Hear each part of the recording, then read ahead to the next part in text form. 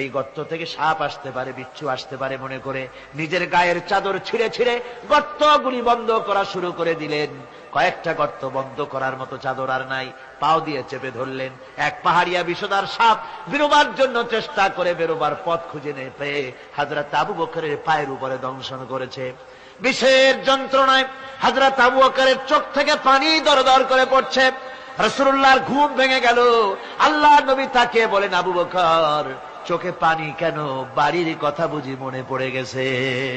হযরত আবু বকর বলেন, ইয়া রাসূলুল্লাহ, আল্লাহর নামে কসম করে বলি, যেই দিন আমি ঈমান এনেছি ওই দিন থেকে আমার মা বাপ, আমার কোলে আমার সন্তান, আমার স্ত্রী, আমার জায়গা জমি ঘর বাড়ি, এমনকি আমার নিজের আত্মার চাইতে হুজুর আপনারে ভালোবাসি বেশি।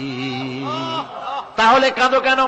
হযরত আবু বকর বলেন, হুজুর বাড়ির জন্য কাঁদি না, ছেলে পেলের জন্য কাঁদি না, সাপে দংশন করেছে, যন্ত্রণায় কাঁদতেছি।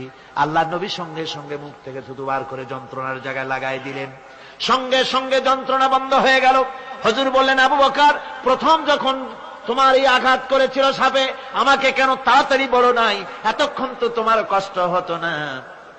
হযরত আবু বকর বলেন, ইয়া রাসূলুল্লাহ, ওটা তো সাপে কাটার যন্ত্রণা, ওই যন্ত্রণায় আমার রক্ত জ্বলতেছে, যন্ত্রণায় যন্ত্রণায় আমার কলেজাটা যদি ফেটেও যেত।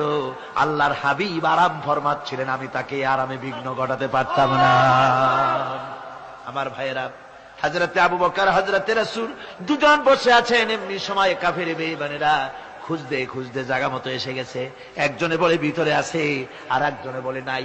পায়ের যদি থাকবে তাহলে মাকড়সায় জাল বুনালো কি করে, পাখি ডিম পেড়ে বসে আছে কি করে, তাদের সন্দেহ হতে লাগলো। এর মধ্যে নাই একজন বলে আছে আর একজন বলে নাই। হযরত আবু বকর ভয়ের চোটে কেঁদে ফেলেছেন, হুজুর আর উপায় নাই। এই যে অবস্থা, এই অবস্থার ভিতরে, এই অবস্থার ভেতরেও আল্লাহ নবী এতটুকু ঘাবড়ে যান নাই। শত্রুরা তরবারি নিয়ে এসেছে, সুযোগ পেলেই একটু তাকালেই দেখতে পাবে, তুলে মেরে ফেলে দেবে। আল্লাহর হাবিব মোটেই ধৈর্য হারালেন না, এতটুকুন হতাশ হলেন না।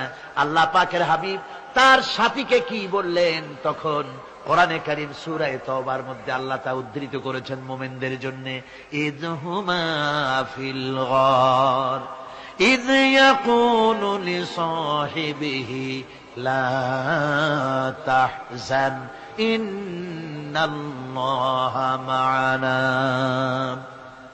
ও আমার সাথী, ও বন্ধু, ভয় করো না, চিন্তা করো না, আমরা মাইনরিটি নই, আমরাই মেজরিটি।